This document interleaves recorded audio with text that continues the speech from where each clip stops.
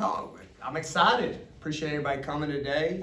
Official practice is in the books and season's one step closer. And I have goosebumps because that's why I took the job, to get to November and this moment, and most importantly, get in the hump and get this thing rocking. I could not be more proud of our group right now.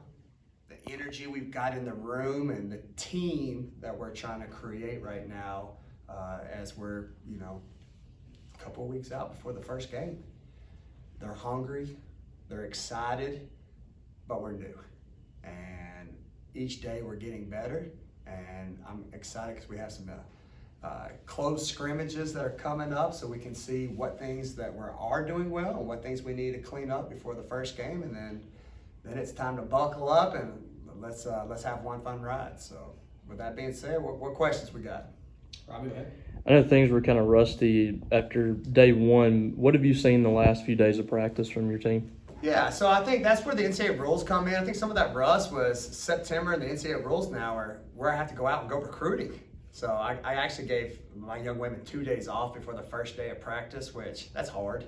So now that we got a routine back, we practice 2 days a week, off a day, practice 2 to 3 days, off a day. You're starting to see them in a good flow. And then also, again, it's just the reality of being real with each other. We have new transfers, new pieces, new offensive system, new defensive system, new terminology. So just slowing down and making sure we don't go too fast, that they're confident in the system that we have for this year, and answering any questions. And then as we get things accomplished as a unit, and moving on to the next thing. Stefan? I guess, how have you seen, some of the returning players kind of step up in terms of a leadership role? Anastasia, Jaquela, how have they kind of stepped up and helped the transfers get adjusted to be, here in Starkville? Yeah, I think it's our relationship. Just meet them and be you. There's a respect factor for the transfers who came here because they know how good they are, and that you don't have to overthink it. And that comes from me just saying, listen, you have the experience that can't be replaced. You know how special this place is. So you just come out with a confidence knowing I believe in you, and that'll trickle over to the other players. Jason? Speaking of transfers, some of the ladies said in the press conference earlier that everybody loved it, each other was kind of getting along, all that kind of stuff. It's like family off the court. How important is that for you to hear, knowing that you've got so many players now that are playing together for the first time? Yeah, it's everything, because that's where I took this job. I told everybody the one thing was to be patient, because it was more than basketball when I took this job, and I think everybody in this room knows that for what I inherited.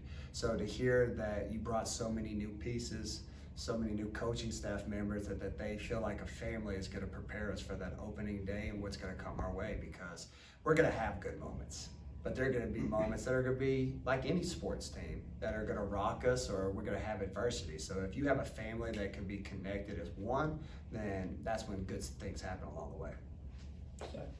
I guess, obviously the relationship building stuff is important to you, but what's it like kind of get to this point where you can start talking some X's and O's, and how good do you think this team can be once you take the court? Yeah, well, this is my excitement. I love this part because now it's basketball, and watching the talent that I have, I think we really can be good. But I'm not going to put a label out there yet, because you know what, we still need to play. I need to see when the lights come on. At that point, for me as a head coach, what do I truly have? Because it's easy behind closed doors and you train for success, but when those lights, and most importantly, those fans get in the building, I'm going to learn a lot more from me as a head coach about my team and what it's going to take to get us back in the NCAA tournament this year. You talked about the importance of scoring in the post and having production from the bigs down there. Adding that size this year, how much has that changed this roster for the better compared to what they had last season? Well, I think it's huge because it makes us a team. It makes us a team that you're like, okay, how are we going to stop them? All right, it's not just contain the ball and dribble drive. It's, okay, now I got inside, now I got outside. So for me, it allows my playbook to open up. It allows me to have more options. I think the one thing you'll see from this team is different leading scorers, night in and night out. And that's what I've honed in on day one of official practices. We're putting together a team that's going to have a great group of individuals. And when you have a team, then you got a chance to make deep runs in March. Or Colin? Wow. Danae Carter talked with us in the summer about her process of rehabbing and coming back from injury, and her timetable was around late August, early September. How has it been for her kind of adjusting, taking on that bigger workload and joining the rest of the team in practice? Yeah, it's been like any kid with a first-time injury. It's that me talking to her, just like, let it come back at the right time. That you got to learn to run again. You got, even though you know how to play basketball, there's that moment of, I've been off. Why is my leg not moving like it used to? Why am I kicking it off my foot? And I told her, like the rest of the team, listen, I'm not getting on to her. For the first 2 months, she could have 22 turnovers in practice and not make one shot. Because all I want her to do is have fun right now.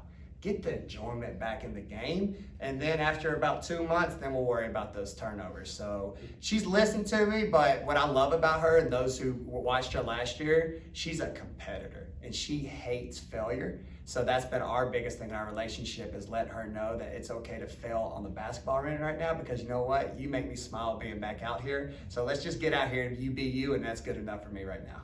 Grace. You talk about making it back into the tournament. Is the history of this program and where it was just a few short years ago something you bring up often? No, because I'm more about the process. That do what's right daily, and success will happen at the end. So that's been our focus. How many consistent days in a row can we be excellent? And then I know, and my coaching staff knows, that then that's when winning happens. So that's been our focus right now. Danny.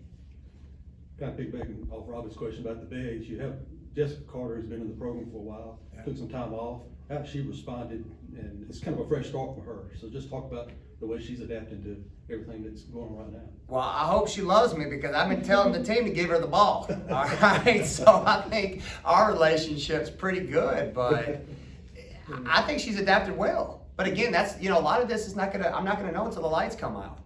But there's been a focus within our offense to make sure she gets touches. I told her, for me, it's more than me just calling a number, and that's been my challenge. It's you having a presence that can't be denied.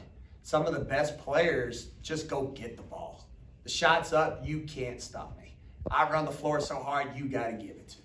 And that's what I've been pointing at her. So your presence is felt every minute you're on the court, whether I call your number or I don't. And that's the impact we all know that she can have on the game this year when she's in the right spot to just dominate the game night in and night out. Stefan. Yeah, two quick questions just to follow up on that. Do you think she's in a place in terms of conditioning that you can put her out there game one without any type of minutes restriction, or are you going to maybe have to hold back a bit at the start of the year? That's a great question. We'll find out this weekend. We have our first close scrimmage. Obviously, I hired, like I told you all, the best strength coach in the country, where we have technology that allows us to have loads where I don't burn them out, that we have peaks, that we don't want to be too at the top condition right now, because I won't be able to make deep runs in February or March. But based on our training right now and how we look at what their loads are, I'm very confident that she'll be able to stay out there for a long period, but I'll have a better idea after this weekend. And then you mentioned the strength coach. I mean, we were just talking to the players, and they were talking about the kind of challenge they had every Friday, Final Four Friday, and the map. I guess you mentioned not putting a label on the expectations, but how the players themselves kind of embrace. I mean, they're talking about Final Fours. How have they kind of embraced the potential they think they have internally here? Well, every great team is a player-ran team. It's my job to get them to that mindset that I hear those talks, to stay out of their way. Don't mess it up. A lot of coaches across the country, it's about them and not the team. And so to your points and the question that was asked earlier, I love that they have that mindset. That's why they came here. I'm not dumb. All right, that's why I came here. But at the same time, my job is to make sure we win the day, where their job, it's good that they have goals for deeper things than just today. Grace. You mentioned the lights coming on. Just how antsy are you for that moment here in the hump when they do?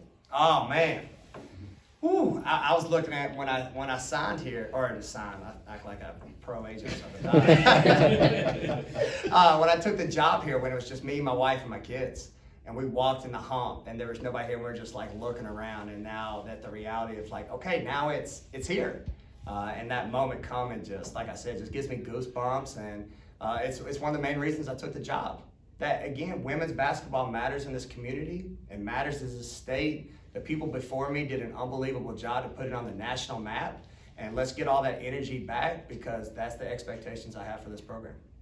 Anything else for Coach? Stefan? I guess kind of to follow up on that, what's it mean for you that earlier in tenure you get to go on the hump, you guys have the jersey ceremony that you guys are having?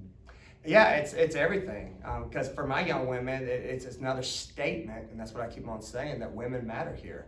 that, you know what, there are some men there's up there, but you know what, now there's a woman up there.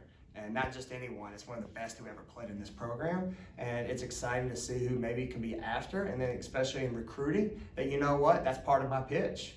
Why not you, why not us? You could be the next one that goes up in the rafters. So it's huge, and I'm proud that the university and John Cohen wanted that to happen, and what a special moment that will be for all of us, and most importantly for her and her family, to finally get the recognition and the closure that she needs here at Mississippi State. All right, thanks everybody.